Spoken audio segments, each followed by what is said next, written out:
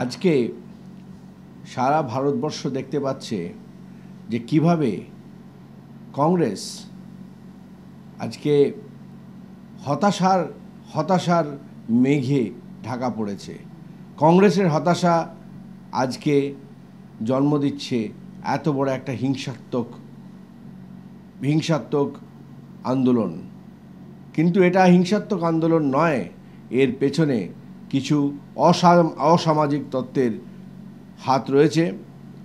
আজ কংগ্রেস যখন দেখছে যে ধীরে ধীরে কংগ্রেস মুক্ত ভারত হচ্ছে, তখন কংগ্রেস কোনো রকমভাবে বিজেপি শাসিত যে রাজ্যগুলি রয়েছে সেখানে তারা নানা রকমভাবে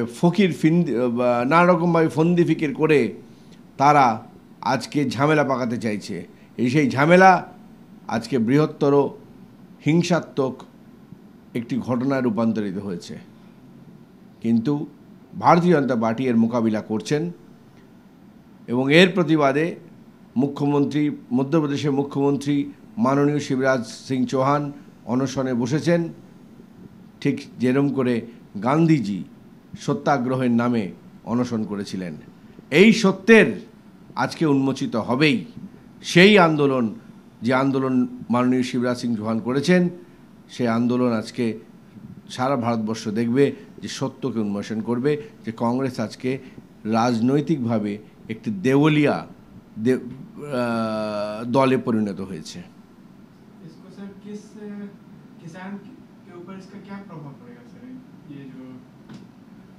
দেখুন, আজকে মোদিজি সরকার কিষাণদের জন্য, কৃষকদের জন্য সবচেয়ে বেশি সুবিধা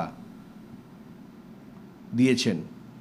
উত্তরপ্রদেশের ইলেকশনের সময় উনি ঘোষণা করেছিলেন 36,000 কোটি টাকা ঋণ মকুব করবেন। মহারাষ্ট্রে ঋণ মকুব করা হচ্ছে, মধ্যপ্রদেশেও ঋণ মকুব করা হচ্ছে। কিন্তু আজকে কংগ্রেস দল এই কৃষকদের ভিন্ন দিকে পরিচালিত করছেন। তারা সাধারণ মানুষ, তারা সাধারণ চিন্তার গরিব মানুষ, তাদের পেটে লাথ দিচ্ছেন কংগ্রেস। জাতীয় রাজনীতিতে আজকে তারা এই জন্যেই অপ্রাসঙ্গিক হয়ে পড়েছেন এবং আজকে ভারতবর্ষ কংগ্রেস মুক্ত ভারতবর্ষ হতে যাচ্ছে। किसान जगह जगह हर स्टेट में देख रहे हैं कि गाड़ियां जला रहे हैं, ये सब कर रहे हैं, लेकिन इसका क्या नतीजा होता है? क्या वजह है कि इस वजह से ज़्यादा কৃষকরা গাড়ি জ্বালাচ্ছেন না, কিছু দুর্নীতিপরায়ণ লোক, কিছু দুর্বৃত্ত লোক এই ঘটনার মধ্যে জড়িত এবং তারা সাধারণ চাষিদের মিসগাইড করছেন, বিপথে চালিত করছেন। এই যারা করছেন তারা কেউ কিষাণ নয়, তারা হচ্ছে দুর্বৃত্তর লোক, কংগ্রেসের পাঠানো দুর্বৃত্ত। पहचान कोई